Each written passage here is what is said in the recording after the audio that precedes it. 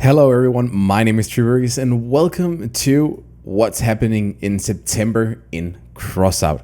This is a new series that we will be doing where we will be talking about all of the stuff coming to CROSSOUT in the upcoming month so that you can stay updated to what's happening, which will give you a chance to prepare yourself for different events and new things in CROSSOUT. Before we get started, just want to let you guys know almost at 8,000 subscribers, so if you're not subscribed yet and you're watching this, do go ahead and smash that subscribe button now so that you can always stay updated to all of the videos that I outpost, and please do like the videos so that we can spread the word of this. Starting off with today's video, the first thing that we know will be coming in September is a new patch. The patch will be 0.11.65, and this patch will bring us a bunch of new stuff. This patch is described as a small update, but they will be adding a bunch of new stuff that we as players find interesting and that we often ask for. Myself personally, first of all, I think this might include some balance changes to some weapons because it's been some time and there has been a patch with no balance changes, so I would be surprised if we don't see some sort of balance changes.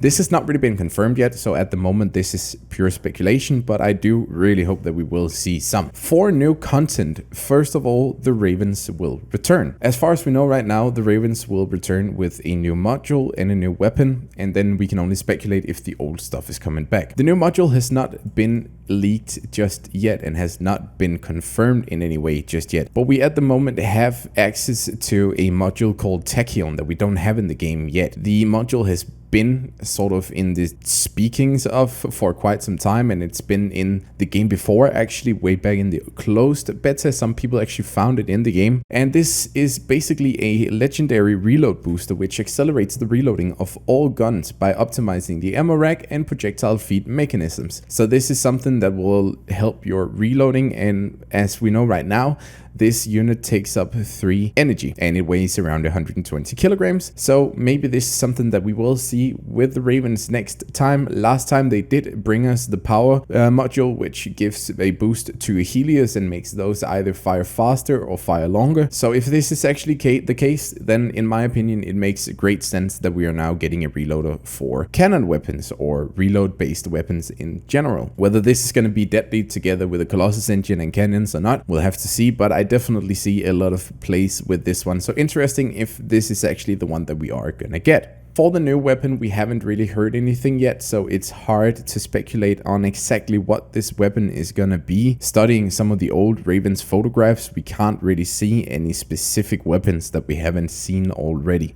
So for now, it's gonna be left to question what we're actually gonna get, and I'm not gonna get into any further speculation on what this actually might be. The next question that sort of then arises is whether the old stuff will be coming back. I would find it very unlikely if they do not have some of the old stuff with it. Once again, at least, maybe something like the toadfish and the Hourthorn will not be craftable once again.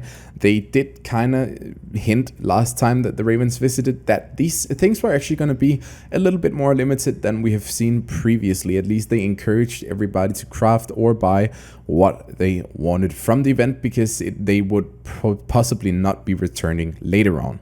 Some of the more common things like the stickers and the paints, Rift, the contact module, and something like the crossbow is something that we will highly likely see again, as well as paints of higher qualities and stickers of higher qualities and decals as well. These may be returning again, so from a economy perspective, I would probably advise some of you guys to maybe sell your stuff in case it comes back.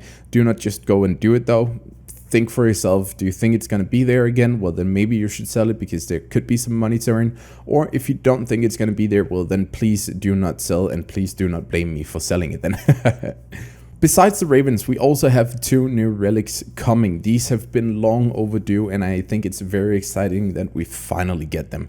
So very good news there, with the first relic being the CIS-52 Mastodon. Now, the Mastodon is a dual barrel turret cannon. This is basically a relic version of the Mammoth. This, as far as we have seen right now, there are some bosses in raids actually already using this cannon. As far as we've seen, the cannon shoots in the same way that a Mammoth does, with the projectile speed and everything. But this has a unique perk, and it basically says allowed aim fire in any direction for a long range. It has 2 shooting modes: single at the push of a button, a burst of 2 shots when the shot is fully charged. So this has a charging mode, and if you charge it fully, well, then it will shoot 2 bursts. So super interesting. And then it has a planned unique feature. When fully charged, the first shot deals less damage but heats up all parts in the blast radius. So basically, if we charge the shot, well, then we get a heating shot first, and then we get a explosive shot afterwards. This means that heating up parts first and then hitting them again will potentially be able to take out big chunks of the enemies that you are fighting with just a single shot. So very interesting. This cannon is super big, super heavy, so we will have to see where this actually fits once it drops in game. The next relic coming is probably the most debated at the moment. There are pros and cons for this thing. The most sort of critical thing about it, in my opinion, at the moment is the fact that this flare weapon is actually pretty much just a spark before the spark was nerfed. I believe that the spark was nerfed because people found that it was too strong. So I do not know why they now think it's alright to just release it in a relic version and then say then it probably fits. The issue was with the spark, no matter what rarity it had, was it a rare or a relic, it does not matter. The overall functionality of what the spark did was just too strong, in my opinion, and they don't fix it by just releasing it as a relic version now, sadly. But having said that, let's just cover what it is first of all. So the Flare 1 is a relic Tesla emitter. It's a support weapon, deals the same damage to all targets in the aiming cone. Effective for fighting multiple opponents at once. The planned unique feature is, when dealing damage, slows down the reloading of guns and reduces the power of the cabin, which reduces speed and acceleration, excluding the mass speed of the chassis. The effects are accumulative, so this means that it will be a stacking effect, just like it was on the Spark already. Again, as I said already, I think this is not an ideal way to release this new weapon, because the Spark was an issue altogether.